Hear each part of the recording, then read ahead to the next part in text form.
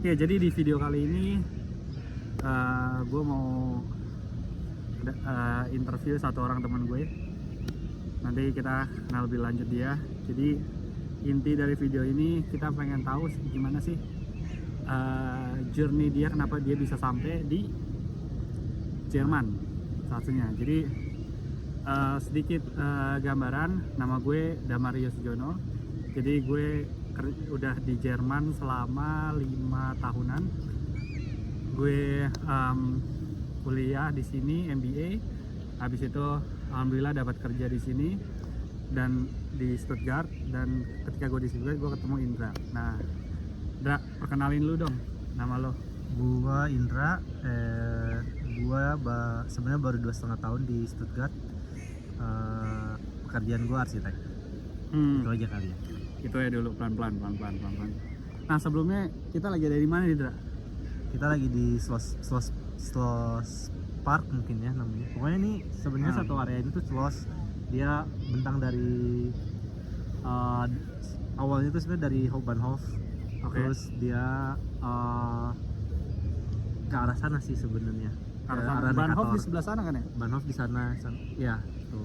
Dan sini tuh bangunan-bangunan, mereka bilangnya apa ya, parlemen kali ya, yang di belakang itu bangunan parlemen, nggak kelihatan. Oh iya, nanti kita bakal liatin ke sana. Ya. Dan jadi lo udah jadi lo kerja sebagai arsitek ya, Andra ya? Ya, sebagai arsitek. Udah berapa lama, Andra, di Jerman? Di Jerman kurang lebih 2,5 tahun. 2,5. Nah, kenapa gue sedikit background, kenapa gue ngajak lo buat diskusi ini, karena gue rasa pengalaman Indra ini menarik. Dia nggak studi di sini, dia studi di Gua sebenarnya dari bachelor dulu ya. Bachelor gua tuh sebenarnya Unpar, arsitektur Unpar. Terus untuk masternya gue master di ETH Zurich, tapi jedanya itu sekitar 10 tahun. Oke. Jadi bachelor lu selesai di RTH Zurich, Di bachelor gua bachelor di Unpar. Bachelor di Unpar, terus lu internship ya? Gua sebelumnya itu internship. Jadi sebenarnya jedanya lumayan jauh sih. Kalau lu mau tahu. Iya. Kalau misalnya kita ngomongin gimana bisa ke Jerman, mungkin dimulai dari mana ya, atau bisa juga sih gua jelasin dari awal. Ya pokoknya intinya gini, gue pengen tahu, karena lu di sini di Jerman, lu dapat kerja full time di Jerman tanpa butuh bahasa Jerman, intinya gitu ya. Nah itu menurut gue satu hal yang menarik, yang gue pengen tahu sih, kok bisa lu bisa ke Jerman tanpa lu ada kapabilitas bahasa Jerman. Iya, tanpa lu butuh bahasa Jerman. Nah, mungkin ya lu boleh coba flashback dulu dari awal, kenapa lu bisa sampai di sini gitu. Ya, kalau misalnya ya mungkin flashbacknya mungkin nggak terlalu jauh banget kali ya. Nanti kita bisa ke belakang setelah itu. Menurut gua, kenapa gua bisa end up di Jerman itu karena pertama secara ada faktor hokinya juga mungkin ya. Maksudnya bukan berarti nggak semua orang nggak bisa, tapi lebih ke arah lo harus bisa menemukan kantor yang tepat, kantor yang tidak mengharuskan untuk pakai bahasa Jerman. Tapi ada tapinya. Lo juga harus lihat requirement yang berlaku untuk menjadi pekerja di Jerman sebenarnya itu.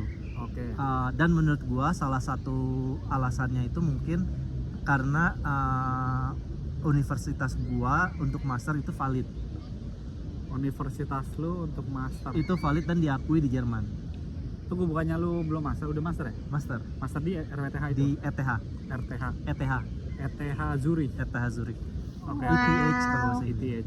Oke, kalau misalnya correct me if I'm wrong ya. Jadi pertama lu di Unpar bachelor, terus gua kerja sekitar 10 tahunan lah. Kerja 10 tahun setelah bachelor, terus gua master di di ke ETH Zurich. ETH Zurich. Terus gue karena gue ingin coba ingin menetap di Eropa, jadi gue cari-cari lah. Dipilihlah Stuttgart karena Oke. alasannya sebenarnya lebih ke arah keluarga sih, karena kakak gue di Zurich. Oke. Jadi salah satu yang dekat dari Zurich itu ya Stuttgart. Stuttgart, oke. Nah, Oh, I see. Jadi itu alasan alasan itu lo backgroundnya. Tapi secara pendidikan, kenapa gue bisa dapat kerja di sini? Menurut gue, satu, gue menemukan kantor yang tepat, yang Iya. tidak 100% menggunakan bahasa Jerman. Oke. Mentolerir misalnya mentolerir itu Iya. walaupun sebenarnya kerjaan gue juga ada bahasa Jermannya. Iya. Terus ketiga, mungkin yang paling penting, universitas master gue diakui, degree master gue diakui. Jadi karena untuk masuk ke Ausländer Behörde kan harus dicek lu benar. lulusan mana dan kenapa lu dibutuhkan sama kenapa kantor menginginkan lu, Oke. sama Iya. sama apa maksudnya si universitasnya di recognize gitu sih. Oke. Berarti itu key point-nya ya. Kita harus make sure universitas kita itu diakuin di Jerman gitu. Jadi mungkin ada beberapa universitas di Indonesia yang udah juga ada penyetaraan. Kalau nggak salah Unpar juga ada. Unpar Jadi ada ya? sebenarnya gue qualified untuk both, kayak untuk Jerman dan dan Indonesianya ada gitu maksudnya. Oke. Dan satu lagi, setahu gue ya, tiap bidang pekerjaan pun ada bukan kuota ya, tapi kebutuhannya. Jadi kalau misalnya lu mau coba-coba, lu coba cek aja sebenarnya, kayaknya gue nggak tahu, lupa websitenya apa, tapi pemerintah Jerman tuh sebenarnya menginginkan qualified person untuk jadi kerja di negaranya, karena terus kalau setahu gue di Jerman itu masih membutuhkan tenaga kerja. Iya, terutama ya pastilah, karena sekarang kalau gue nggak salah membaca statistik di Jerman, angka orang tua yang orang populasinya kebanyakan orang tua ya, di atas berapa gue nggak tahu pastinya, gue takut salah, tapi yang jelas usia produktifnya kurang ya. Jadi untuk pos-pos tertentu juga dibutuhkan. Nah, salah satunya kalau nggak salah arsitektur juga lebih ke dibutuhkan. itu juga sih, perawat juga sih, kayak perawat pasti perawat ya. Maksudnya kalau arsitektur spesifik sih, kalau setahu gua di Stuttgart itu kalau lu cari lowongan kerja, banyak lowongan kerja untuk arsitek. Oke. Walaupun sebenarnya di sini pun lulusan arsitek itu banyak, kalau nggak salah ada 3 universitas di Stuttgart untuk arsitektur. Tapi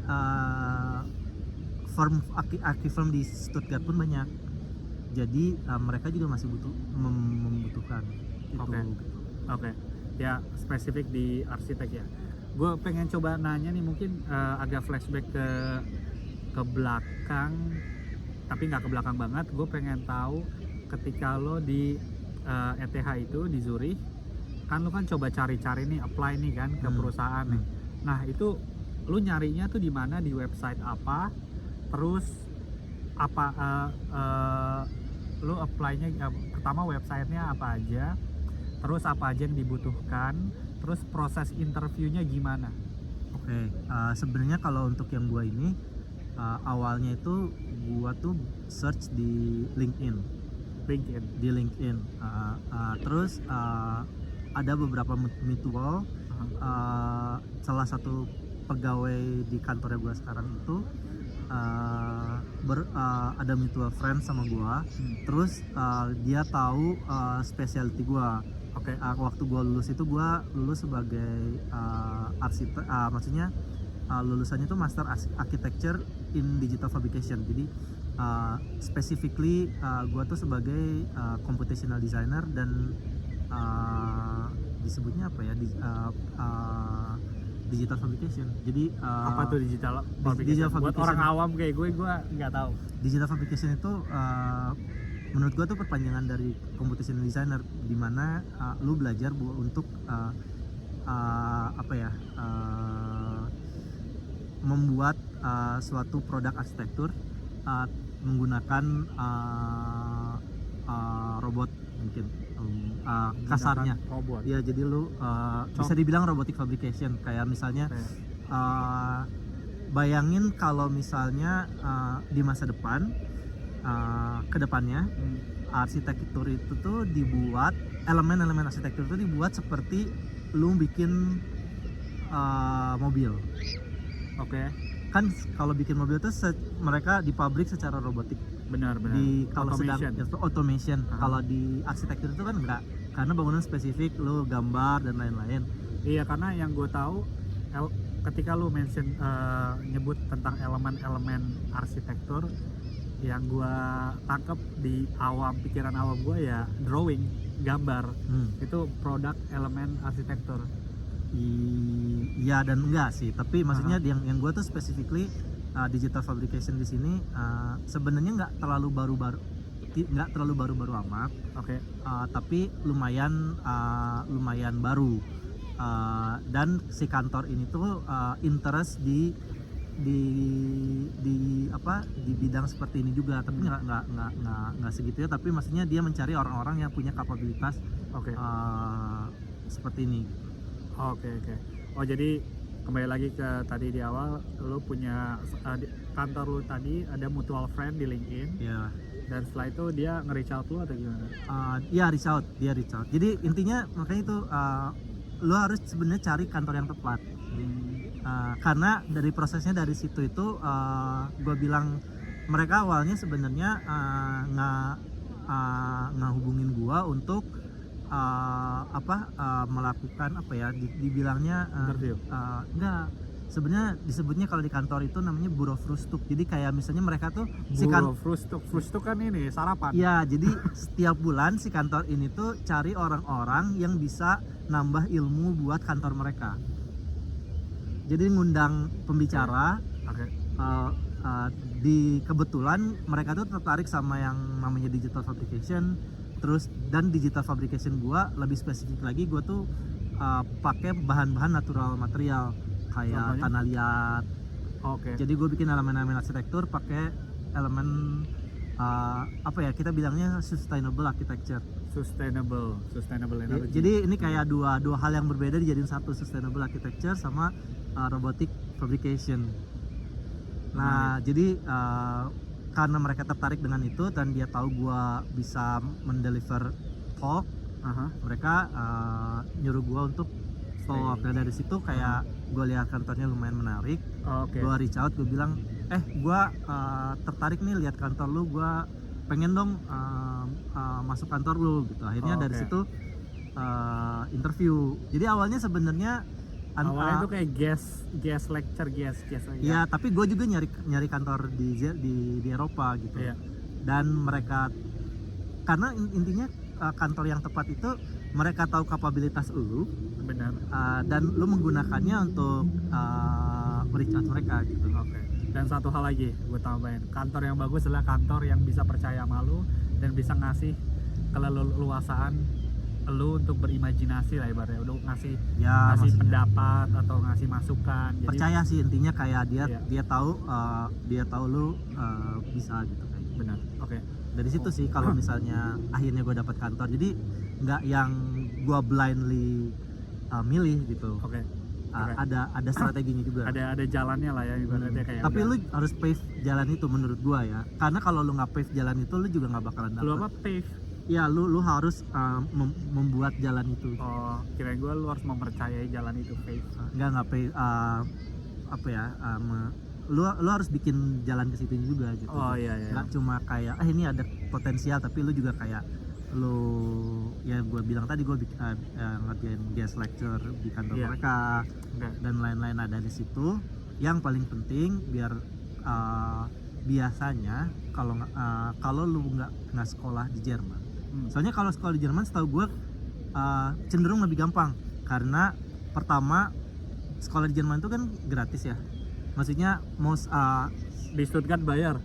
Ya mungkin bayarnya nggak full, maksudnya kalau secara nggak langsung kan, ya nggak sih, gua nggak tahu. Wah, gua harus tanya orang yang Tapi di dulu sini. tuh gue tahu itu gratis, makanya banyak orang yang kesini. benar Nah, dulu. dan bayangin aja kalau gue sih liatnya ketika government itu ngasih pendidikan gratis buat lu, mereka pasti kan juga membutuhkan itu balik kan. Iya, Jadi benar. sebenarnya mereka ngajak lu untuk kerja Iya benar. di Ibaratnya negaranya. kita dijadikan sebagai long term investment lah buat dia. long term investment. Iya. Betul. Nah, sedangkan gua karena gua bukan dari sini dan gua nggak makan pajak orang-orang buat pendidikan juga. Iya. Ada dan mereka nggak terlalu percaya juga sama gua kan, karena kan pendidikan gua makanya harus ada melalui tahap-tahap kayak verifikasi kan. Iya. Kayak verifikasi pendidikan gua. Oke. Nah itu gue menarik nih. Setelah lu jadi guest lecture, terus kan lu company lu ngerasa, aduh cocok Cocok. nih, gue pengen deh, lu coba dong interview proses deh di. Nah pertanyaan gue adalah tahapannya tuh kayak gimana sih interview proses, bisa lu jabarin gak ya? Satu step awal, step 1, step 2, step 3 sampai selesai. Mungkin ya kalau misalnya menurut gua tiap kantor beda, tapi kalau untuk arsitek biasanya kita interview cuma sekali biasanya. Oh interview cuma sekali? Iya, biasa kalau arsitek tuh Kalau nggak arsitek lebih di dari Indo, 2 kalau kali. arsitek di Indo tuh berapa kali interview sih? Kayaknya sekali deh, gue nggak pernah gue cuma sekali kerja di Indonesia. Itu pun sebenarnya bosnya bukan orang Indonesia, jadi gue nggak terlalu tahu. Oke. Biasanya kalau arsitek itu kalau misalnya bukan dari arsitek mungkin nggak tahu, kita punya namanya portfolio. Jadi kayak selain CV kita juga ada satu lagi namanya portfolio, itu tuh karya-karya lu presentasi kayak lu ngerjain apa aja kayak gitu. Oke. Dan Portofolio lu itu salah satu jadi bahan seleksi. itu normal lah, itu normal ya? normal. Portofolio. Itu arsitek. portfolio arsitek, kalau misalnya buat arsitek pasti tahu. Oke, portofolio. Terus ya interview one on one atau ada berapa tahapan interview? satu. Satu. Karena bosnya ada 3, jadi ngobrol sama ketiga-tiganya. Dalam satu waktu ngobrol sama tiga-tiganya. Jadi lu kayak Dan online. Oh, online ya? Tapi lu waktu itu udah ada di Zurich atau? Gua waktu itu interview dari Zurich. Oh, dari Zurich ya. Oke. Tapi gue sempat sekali datang ke sini biasanya. Aha. Yang kedua kali itu dia cuma masih lihat kantornya kayak gimana.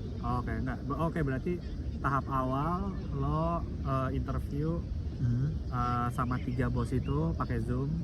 Nah, oke. Ditanya apa aja sih? Spesifik ya, kalau arsitek satu proyek apa aja, terus pernah ngerjain apa aja, maksudnya proyek apa aja tuh maksudnya bangunannya seperti apa gitu kan, terus pernah ngerjain apa aja maksudnya function, biasanya fungsi bangunannya. Oke. Pernah ngerjain sekolah, pernah ngerjain oke. Karena gua dulu awalnya kerja di Singapura 6 tahun ya yang gue jabarinnya ya gue biasanya ngerjain mixed use dan lain-lain. Kerjaan apa? Mixed use dan lain-lain. Mixed use. Mixed use tuh Kira gue mixed way. mixed way. Jangan lo yang gituin mixed way. Mixed way, iya. Jadi mixed use itu kayak tower, kayak office tower.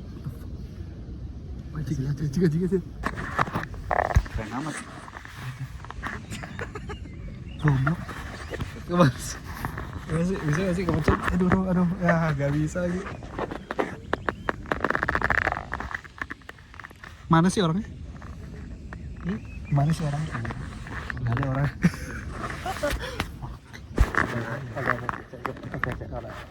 Ini keren amat. Oke, ulang. Aduh. Sorry benar.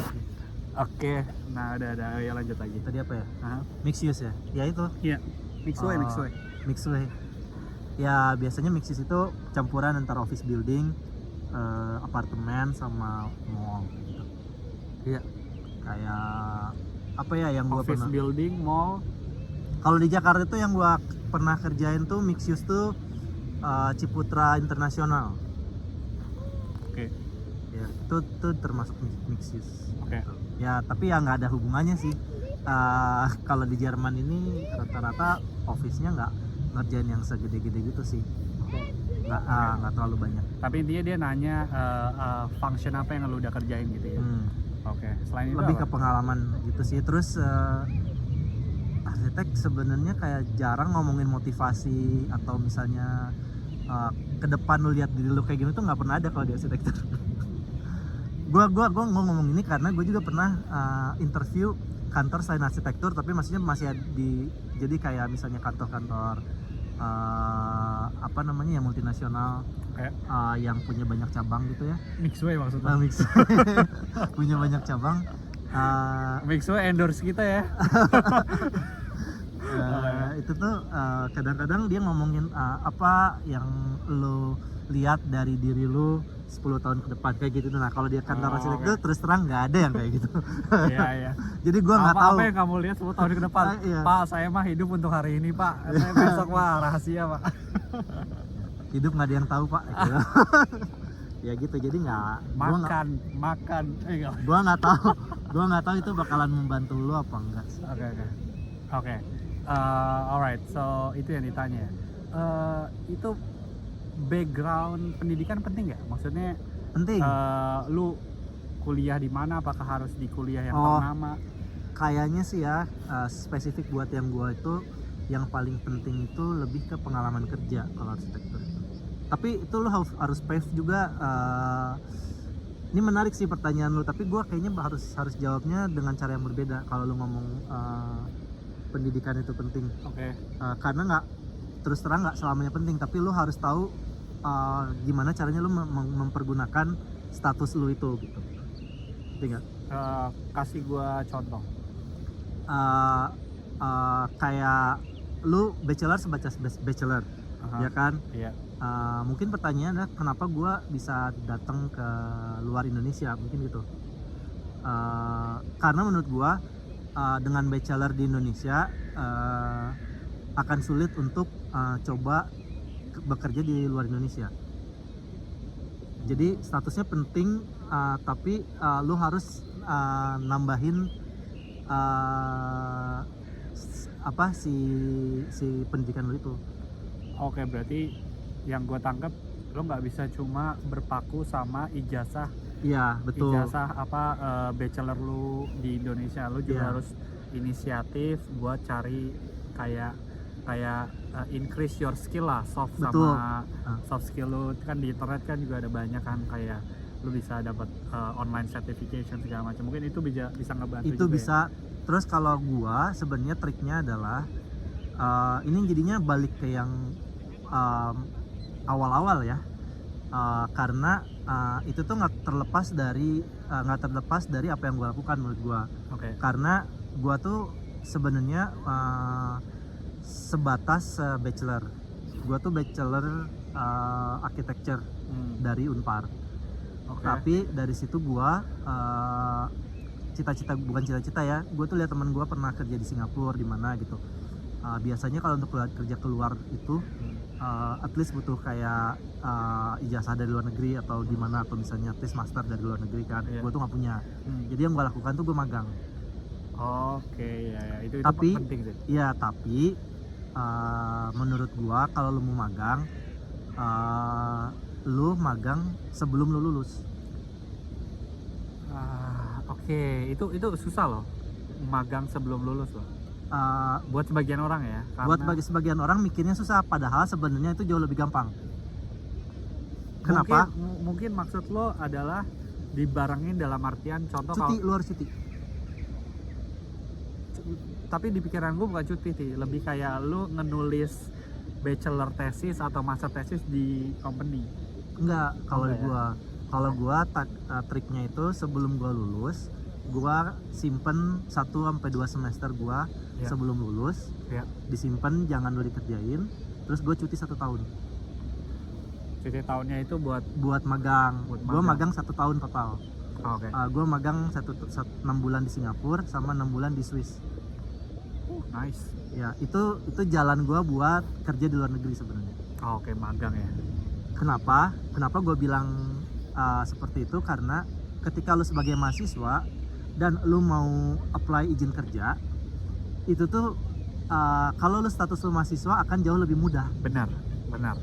Mahasiswa tuh ibaratnya lu bisa Jadi ada privilege lah ya lu sebagai mahasiswa. ya, jadi sebenarnya gue tuh di luar negeri tuh bisa dapat kerjaan di luar negeri tuh salah satu alasannya karena gue nabung di magang 1 tahun di luar negeri. Jadi ibaratnya gini, gue magang di Swiss sama di Singapura, jadi gue punya pengalaman 1 tahun internasional sebelum lulus. Oh, itu bisa jadi salah satu plan juga tuh. Jadi kalau misalnya Trik kalian sih itu sebenarnya, trik juga ya. Nah, Kalau kalian sebelum lulus jangan cepet-cepet lulus, kan biarin. kadang-kadang ya temen gue itu waktu itu beda pendapat sama gue. Menurut dia lu harus lulus lebih cepat biar lu dapat kerjaan. Iya. Dan gue tuh beda pendapat sama dia. Gue bilang enggak, gue justru gue lamain lulus gue, tapi gue dapat pengalaman dulu. Kenapa? Oke. Gini, gue kasih tau kenapa. Dan ini juga kejadian buat gue. Iya. Pertama kali gue ke Singapura, gue itu walaupun gue nyimpen pengalaman 1 tahun kan sebagai fresh grade. Sedangkan kompetitor gue itu fresh grade. Iya. Dan kompetitor gue tuh bukan nggak dari Indonesia, dari Singapura. Secara logika bosnya bakalan lebih cenderung milih gue karena gue punya pengalaman 1 tahun tapi gue digaji sebagai fresh grade. Iya, benar-benar. Jadi Benar. gue punya pengalaman 1 tahun lebih banyak dibanding fresh Dibandingkan grade lain yang yang langsung lulus. yang saingan. Itu gue Betul. juga setuju sih. Maksudnya itu kasus gue juga sama. Gue tuh di Off-Go itu, di Magdeburg itu, gue ngambil MBA 2 tahun sebenarnya gue udah lulus. Enggak, 1,5 tahun lah gue sebenarnya udah lulus. Tapi gue minta ke itu bilang tahan dulu deh ijazah gue sampai 6 bulan, gue pengen cari magang. Akhirnya ditahan lah itu. Dan itu juga jadi salah satu alasan gue kenapa gue dapat full time di sini, karena dia ngelihat internship gue di sini Iya, align betul. gitu. Betul. Benar, jadi gue setuju.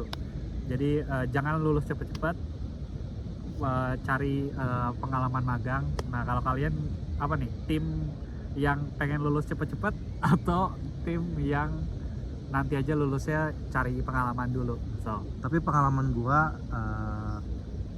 status mahasiswa itu status yang paling menguntungkan. Itu pengalaman gua. setuju. Dan itu tuh buat gua tuh salah satu step awal yang bikin gua bisa kerja di luar negeri.